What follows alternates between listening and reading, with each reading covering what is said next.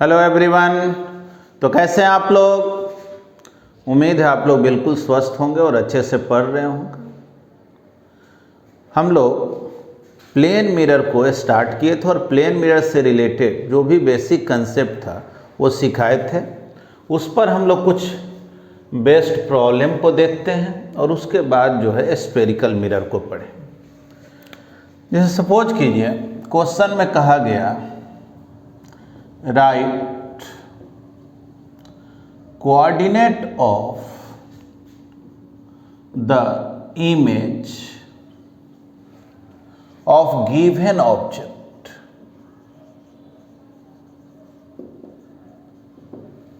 आइए समझिएगा, ये प्लेन मिरर है,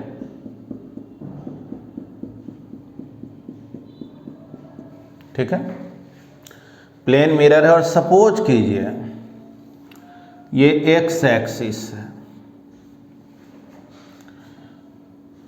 यहां पे एक ऑब्जेक्ट रखा हुआ, ठीक ना। इस एक्स एक्सिस पे एक ऑब्जेक्ट को रख दिया गया। चलिए इसको वाई एक्सिस बोल दे रहे हैं, ये है वाई एक्सिस। क्वेश्चन में दे दिया है कि ये जो ऑब्जेक्ट को रखा गया है इसका कोऑर्डिनेट है 20 0, यानी x में 20 मीटर पे, मतलब यहाँ से यहाँ का डिस्टेंस 20 मीटर है। y कोऑर्डिनेट 0 है। तो ये और ये एंगल 30 डिग्री दिया। पूछा जा रहा है आपसे कि इस ऑब्जेक्ट का इमेज कहाँ पे बनेगा और उसका कोऑर्डिनेट क्या होगा। तो देखिए बहुत लोग क्या करते हैं कि ऐसे सोचते हैं ऑब्जेक्ट है 20 मीटर पे, तो प्लेन मिरर है तो इमेज भी बनेगा 20 पे, तो मतलब इधर बन गया। निगेटिव एक्स एक्सिस में हुआ तो कोऑर्डिनेट बोलेंगे तो -20 0 बोलते हैं। लेकिन आप गलत हो जाएंगे। अगर इस तरह से करेंगे तो बिल्कुल आप गलत हो जाएंगे। क्यों? क्योंकि ऑब्जेक्ट डिस्टेंस जो होता है ना वो मिरर से परपेंडिकुलर डिस्टेंस होता है। अगर ऑब्जेक्ट यहाँ है तो कोई पूछे कि ऑब्जेक्ट डिस्टेंस क्या होगा, तो हम लोग बोलेंगे कि ऑब्जेक्ट डिस्टेंस इसको बोलेंगे। देखो ये है ऑब्जेक्ट डिस्टेंस, ये ऑब्जेक्ट डिस्टेंस नहीं है, ठीक है। इस ओरिजिन से,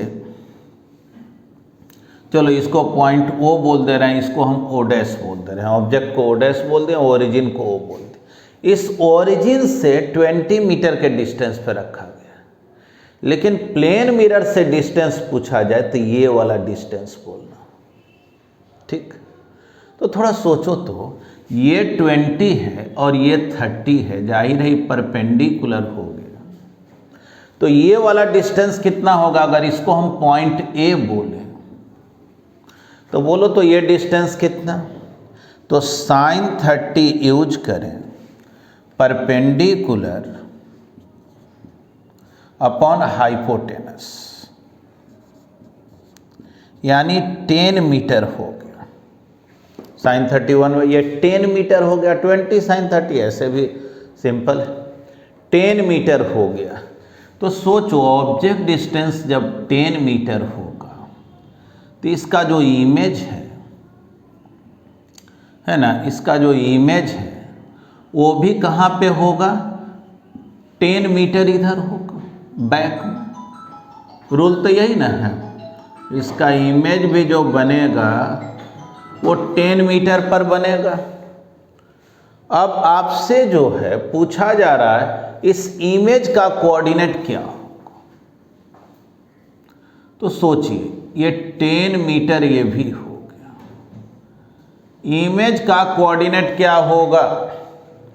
तो देखिए इमेज यहाँ पर बना। अब कोऑर्डिनेट कैसे देखा जाता है, आइए थोड़ा सा समझा जाए। देख रहे हैं ना, क्वेश्चन बिल्कुल सिंपल क्वेश्चन है, लेकिन कोऑर्डिनेट पूछ देगा तो थोड़ा बहुत तो कैलकुलेशन आ ही जाएगा। तो देखो जी, ये जो डिस्टेंस है ना, ये एक्स कोऑर्डिनेट हो गया, और ये जो डिस्टेंस है ये y कोऑर्डिनेट हो गया। यानी आपसे पूछा जा रहा है कि ये x का वैल्यू क्या होगा, y का वैल्यू। तो देखो यहाँ से यहाँ 20 मीटर है ना, चलो इसको ये है, इसको I बोले हैं, इस पॉइंट को हम B बोल दे रहे हैं। थोड़ा सोचना, ये 30 डिग्री, ये 90, तो इसको तो 60 होना ही पड़ेगा। तो ये ओडेस B जो है, ठीक ना, ओडेस B जो है वो कितना होगा? तो सोचो ये 20 मीटर और ये 60, तो ये 20 cos 60 होगा क्या? यहाँ से यहाँ बेस है ना, यानी कि अगर पूछा जाए कि बी ओ डैश कितना होगा तो 20 cos 60 यानी कि ये 10 मीटर हो गया।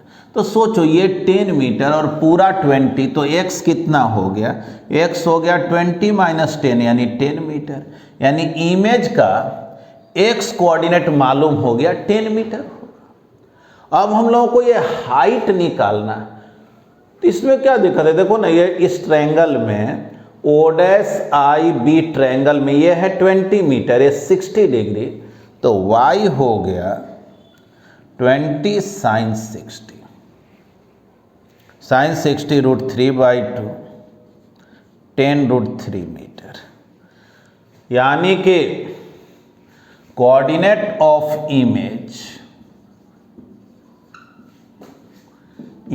का जो कोऑर्डिनेट है, x कोऑर्डिनेट 10 मीटर और y कोऑर्डिनेट 10 √3 मीटर। बस आंसर हो गया, है ना। है तो सिंपल क्वेश्चन, थोड़ा बहुत इससे आपको नया कंसेप्ट भी मिला होगा कि ऑब्जेक्ट डिस्टेंस कैसे देखेंगे। तो आप पहले इसको लिख लें तो अगला क्वेश्चन सिखा रहे हैं। अब हम लोग कुछ क्वेश्चन देखते हैं वेलोसिटी ऑफ इमेज से रिलेटेड। जैसे देखिए, ये प्लेन मिरर है, यहाँ ऑब्जेक्ट है, ठीक ना। मिरर जो है वो रेस्ट में,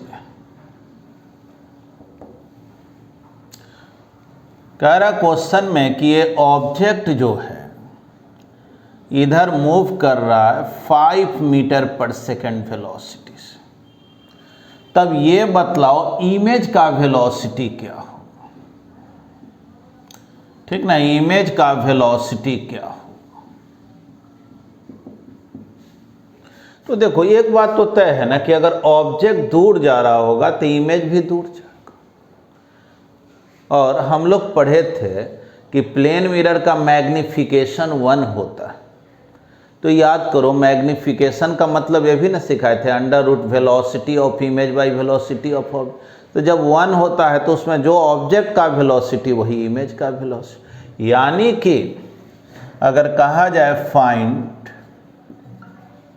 वेलोसिटी ऑफ इमेज, देखो अगर ये नहीं कहा जाए कि किसके रिस्पेक्ट में, केवल पूछ दिया इमेज का वेलोसिटी बतलाओ, यानी अर्थ के रिस्पेक्ट में बताना है, तो जाहिर है ऑब्जेक्ट का वेलोसिटी, देखो ऑब्जेक्ट का जो वेलोसिटी है 5 मीटर पर सेकेंड है माइनस आई में।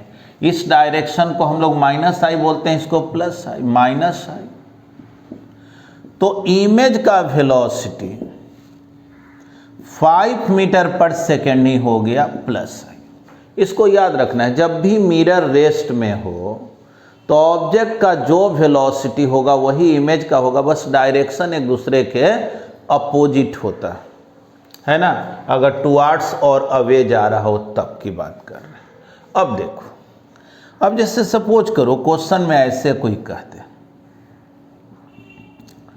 कि प्लेन मिरर है, मान लीजिए आप दौड़ते हुए इधर जा रहे हैं 4 मीटर पर सेकेंड वेलोसिटी से, तो जाहिर है इमेज भी इधर आएगा 4 मीटर पर सेकेंड वेलोसिटी से। आपसे कहा गया find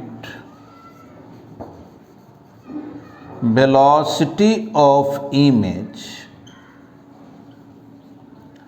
with respect to object. Image का वेलोसिटी ऑब्जेक्ट के रिस्पेक्ट में क्या होगा। तो देखो इमेज 4 मीटर पर सेकंड से इधर आ रहा है और आप इधर जा रहे हैं। देख लीजिए अर्थ के रिस्पेक्ट में नहीं कहा जा रहा, अगर अर्थ के रिस्पेक्ट में कहा जाता तो यही 4 मीटर पर सेकंड आंसर हो जाता है। इमेज का वेलोसिटी ऑब्जेक्ट के रिस्पेक्ट में, तो सब चलो इमेज उधर से आ रहा है 4 से और ऑब्जेक्ट इधर से जा रहा है 4 से, यानी समझो 2 ट्रेन है, एक ट्रेन में बैठे हुए तुम जा रहे हो और वो उधर से आ रहा है। तो सोचो याद करो तो जब एक दूसरे के अपोजिट जाता है तो रिलेटिव मोशन में ऐड हो जाता था ना, यानी कि इमेज का वेलोसिटी ऑब्जेक्ट के रिस्पेक्ट में पूछा जाए तो कितना हो जाएगा 8 मीटर पर सेकंड। देखो याद करो दोनों अगर सेम डायरेक्शन में जाता है तो सेम डायरेक्शन में जाने पे माइनस करना पड़ता है एक का वेलोसिटी दूसरे के रिस्पेक्ट, और जब एक दूसरे के अपोजिट होता है तो उसको हम लोग ऐड करते हैं ना।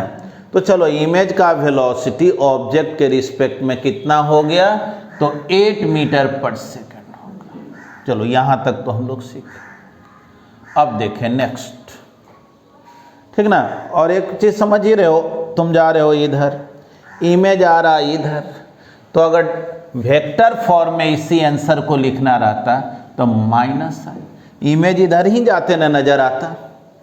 अब देखो अगला क्वेश्चन, जैसे मिरर जो है इस पोजीशन में है रुका हुआ और ऑब्जेक्ट अगर मिरर के पैरेलल चलने लगे, मान लो 5 मीटर पर सेकंड से, तो याद रखना इसका इमेज भी जो है उसका डायरेक्शन भी वही, जब भी मिरर के पैरेलल वेलोसिटी रहे ना तो इमेज का भी वेलोसिटी वही हो जाता है, इसलिए इसमें बहुत दिमाग लगाने की ज़रूरत नहीं, इसको स्टार दे दे रहे हैं ना।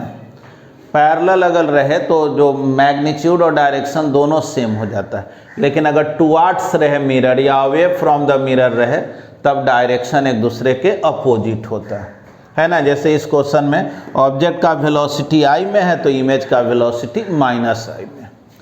अब देखो हम लोग आगे जो बात कर रहे हैं, आगे जो बात करें उसमें मिरर में अगर वेलोसिटी हो, ठीक ना। क्वेश्चन में कह रहा है a plane mirror moves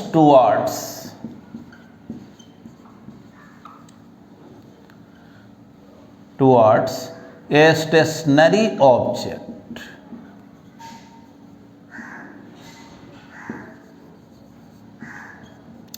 with velocity 10 meter per second,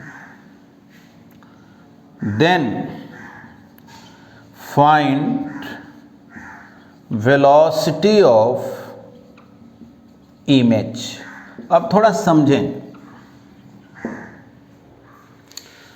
question में कह रहा है कि अब की जो है ऑब्जेक्ट मूव नहीं कर रहा, ऑब्जेक्ट रेस्ट में, क्या चीज मूव कर रहा है, तो मिरर मूव कर रहा है। मिरर जो है ऑब्जेक्ट की ओर जा रहा है। चलो अगला फिगर बना लेते हैं, ठीक ना। थोड़ा सा सोचना है इस पे, क्या है, मिरर जो है ऑब्जेक्ट की ओर जा रहा है। देखो यहाँ ऑब्जेक्ट है, ऑब्जेक्ट रेस्ट में है, ऑब्जेक्ट का वेलोसिटी 0, अब मिरर ही इसके ओर जा रहा है 10 मीटर पर सेकंड।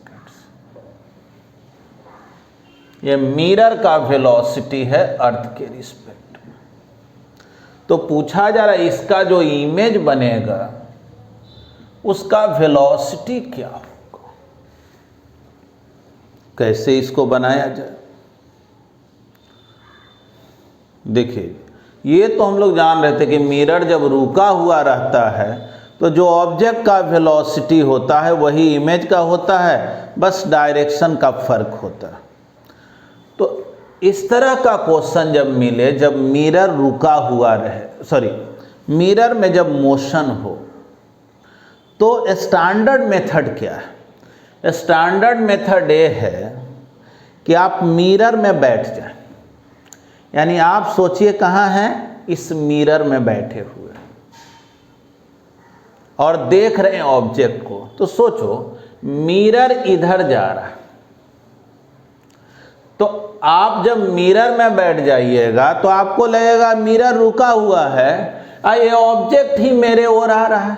नहीं, जैसे आप ट्रेन में बैठ करके जा रहे होते हैं तो किनारे में जो पत्थर वगैरह रहता है वो लगता है वही सब चल रहा है, हम रुके हुए वही सब भाग रहा है पीछे। तो वैसे ही ऑब्जेक्ट का वेलोसिटी अगर मिरर के रिस्पेक्ट में देखें, यानी मिरर में बैठ के देखेंगे ऑब्जेक्ट को, तो आपको यही लगेगा कि ये ऑब्जेक्ट मेरे ओर आ रहा है 10 मीटर पर सेकंड वेलोसिटी से, यानी इधर आते नजर आएगा, यानी आई में आते हुए नजर आएगा। ठीक, अब इमेज का वेलोसिटी मिरर के रिस्पेक्ट में क्या होगा, यानी मिरर में बैठ के ऑब्जेक्ट को देखें तो ऑब्जेक्ट आपको 10 मीटर पर सेकंड से इधर जाते नजर आ रहा है, और मिरर आपको क्या नजर आ रहा है, रुका हुआ। और आप जानते हैं ना, मिरर जब रुका हुआ रहता है तो जो ऑब्जेक्ट का वेलोसिटी होता है वही इमेज का, यानी मिरर में बैठा हुआ आदमी यही बोलेगा, देखो भाई ऑब्जेक्ट मेरे ओर आ रहा है 10 मीटर पर सेकंड से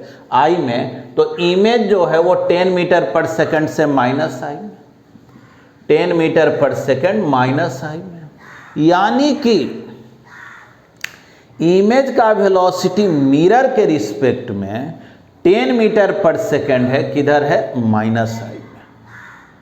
तो आपसे पूछा जा रहा है कि इमेज का वेलोसिटी अर्थ के रिस्पेक्ट में क्या होगा। देख लो, ये तो मिरर में कोई बैठ करके देखे इमेज को तो उसका वेलोसिटी 10 मीटर पर सेकंड माइनस आई में नजर आएगा, लेकिन मुझे तो अर्थ के रिस्पेक्ट में निकालना है। ये तो मिरर में कोई बैठ के इमेज को देखेगा तो उसको ये दिखाई पड़ेगा। तो बोलेंगे इमेज का अगर वेलोसिटी अर्थ के रिस्पेक्ट में निकालना हो तब क्या करो, इमेज का पहले निकालो मिरर के रिस्पेक्ट में और फिर मिरर का निकालो अर्थ के रिस्पेक्ट। यही रूल है रिलेटिव मोशन का। ऐसे ट्रिक भी एक सिखा देंगे। तो इमेज का मिरर के रिस्पेक्ट में कितना आया है, तो 10 माइनस आई। अब मिरर का अर्थ के रिस्पेक्ट में कितना वेलोसिटी है, तो इसका भी 10 माइनस आई। तो देखो तो ये 20 माइनस आई आया क्या, यानी अगर मिरर का वेलोसिटी 10 मीटर पर सेकंड हो तो इमेज का वेलोसिटी 20 मीटर पर सेकंड होगा। मिरर का वेलोसिटी जिधर है इमेज का भी वेलोसिटी उधर ही है, लेकिन डबल है कि नहीं। अब थोड़ा देखो, इसको थोड़ा कॉमन सेंस से समझना। 1 मिनट के लिए मान लो यहाँ पे एक मिरर है, आईना है, मेरे फेस से 1 मीटर के दूरी पर ये आईना, तो 1 मीटर पीछे इमेज बनेगा। यानी अगर हमसे देखो तो 2 मीटर पर इमेज बना हुआ है, क्योंकि 1 मीटर पर मेरा फेस है तो इमेज 1 मीटर पीछे 2 मीटर पर बना है। अब थोड़ा सोचो, अगर हम मिरर को 1 मीटर शिफ्ट करते, देखना, तो अब तो ये 2 मीटर हो गया, तो इमेज बन गया 4 मीटर पे। तो जो पहले इमेज हमसे 2 मीटर पे बना था वो अब इमेज 4 मीटर पे चला गया मेरे फेस से, लेकिन मिरर को तो हम 1 ही मीटर पीछे ले गए। यानी मिरर को हम 1 मीटर पीछे ले गए तो इमेज जो है कितना पीछे भाग गया, 2 मीटर भाग गया। यानी मिरर अगर ऑब्जेक्ट रुका हुआ हो तो मिरर का जितना वेलोसिटी होगा इमेज का वेलोसिटी उसके डबल हो जाएगा। समझ गए, मिरर का जो वेलोसिटी होगा इमेज का वेलोसिटी उसका डबल हो जाएगा। चलिए यहाँ तक तो आप समझ गए होंगे, लिख लें। चलिए अब हम लोग इस क्वेश्चन को देखते हैं। इस क्वेश्चन में कह रहा है मिरर जो है वो 2 मीटर पर सेकंड वेलोसिटी से इधर जा रहा है और ऑब्जेक्ट इधर जा रहा है 10√2 मीटर पर सेकंड वेलोसिटी। मतलब कि मिरर के पास भी वेलोसिटी है और ऑब्जेक्ट के पास भी वेलोसिटी, और भी ऑब्जेक्ट का वेलोसिटी इस डायरेक्शन में। ठीक, देखो जहाँ तक सवाल है इसका जो वेलोसिटी है उसका x कंपोनेंट देखें तो इधर हो जाएगा 10√2 cos 45।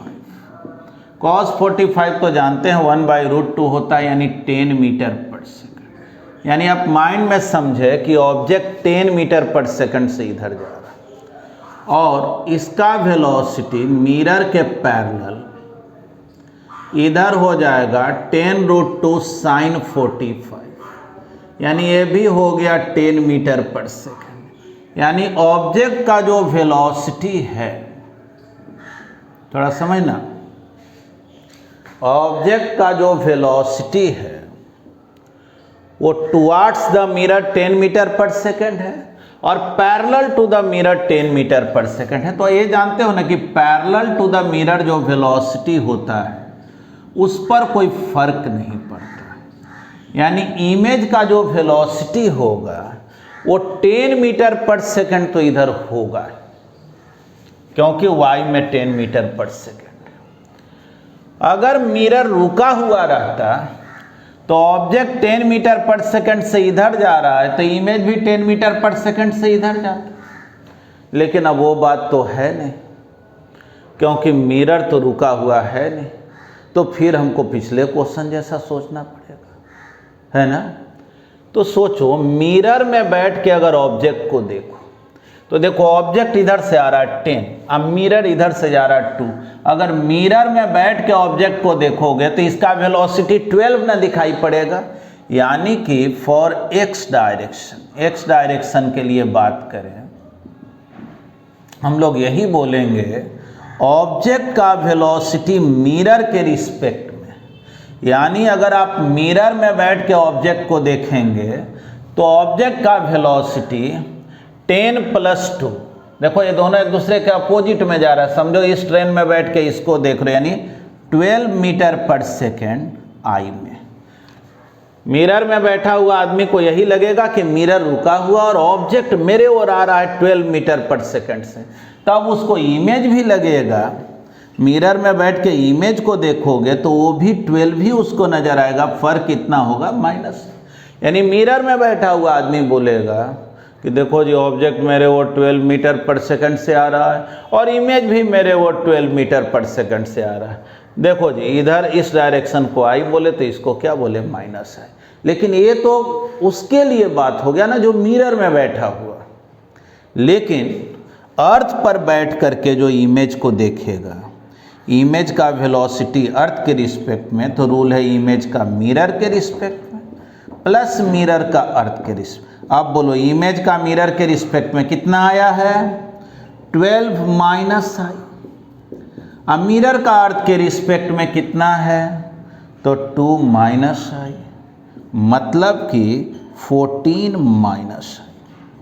बस इमेज का वेलोसिटी अर्थ के रिस्पेक्ट में 14 मीटर पर सेकेंड माइनस आई में, सोच लो ये हो गया एक्स डायरेक्शन का बात हो तो 14 मीटर पर सेकेंड।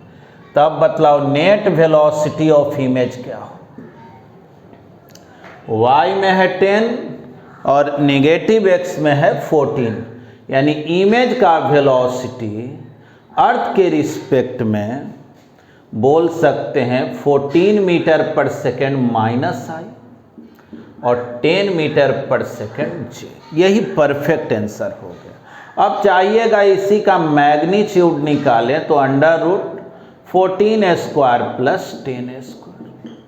अगर आप इस एंगल को निकालना चाहते हैं तो tan theta = y component by x component हो गया 10/14 यानी 5/7।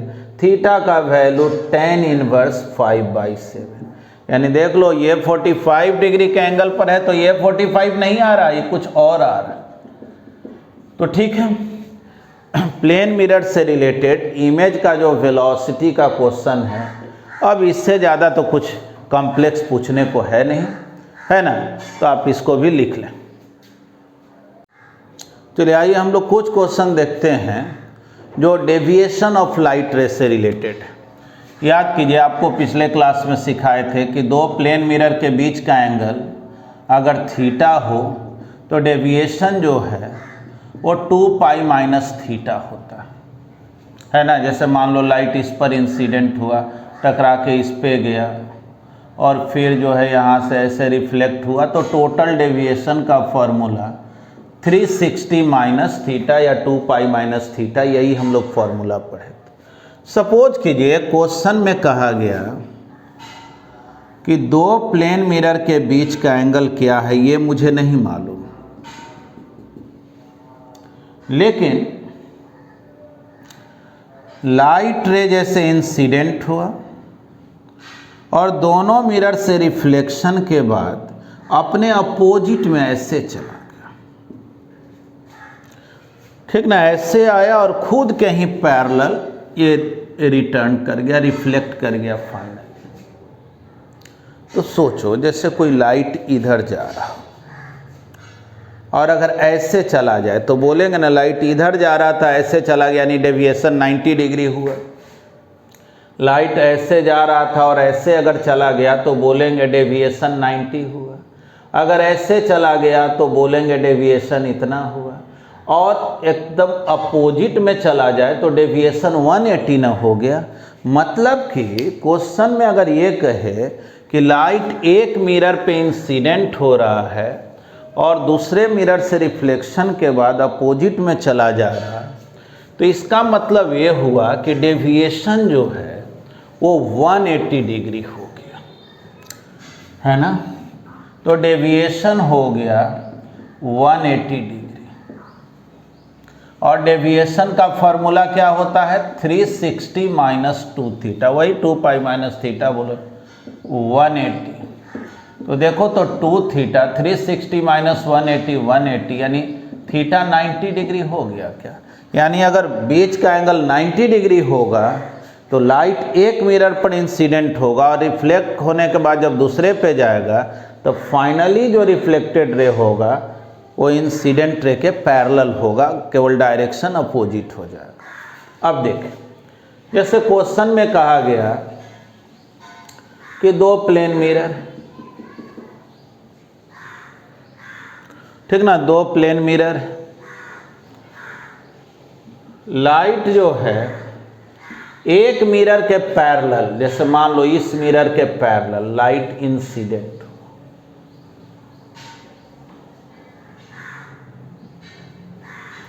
इसके बाद लाइट जो है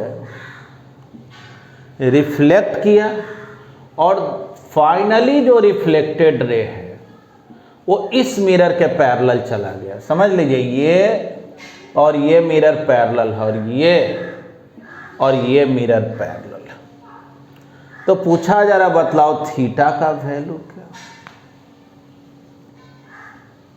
देख लो, अगर ये थीटा है, ठीक ना, थीटा पूछा जा रहा है, ये थीटा है तो जाहिर है ये भी थीटा हो, क्योंकि ये दोनों पैरेलल है, करेस्पॉन्डिंग एंगल हो गया। और सोचो ये तो लॉ ऑफ रिफ्लेक्शन में ही पढ़े हो, ये थीटा तो ये भी थीटा। उसी तरह से सोचो ये थीटा तो ये दोनों जब पैरेलल है तो ये भी थीटा, वही सेम रीजन करेस्पॉन्डिंग एंगल हो, और ये थीटा तो ये भी थीटा। सोचो ये तीनों जब थीटा है तो जाहिर है 3 थीटा मिलके 180 हो गया, यानी कि थीटा 60 डिग्री हो गया, है ना। इसमें बहुत दिमाग लगाने की ज़रूरत नहीं है। तो प्लेन मिरर से रिलेटेड जो भी क्वेश्चन हो अब आप उसको ट्राई कर सकते हैं, इसमें और ज़्यादा नहीं बता रहे, अब आपको स्फेरिकल मिरर से रिलेटेड कंसेप्ट सिखा रहे हैं। चलिए नोट करिए। हाँ, तो ऐसा करते हैं कि इस लेक्चर को जो है ना इतना ही पे रोक देते हैं, क्योंकि स्फेरिकल मिरर को बिल्कुल अलग करके बहुत थोड़े ही देर के बाद मैं अपलोड कर दूंगा। तब तक आप जो हैं प्लेन मिरर का ये जो 2 लेक्चर है इसको कंप्लीट कर लो, ठीक ना। थैंक यू, धन्यवाद।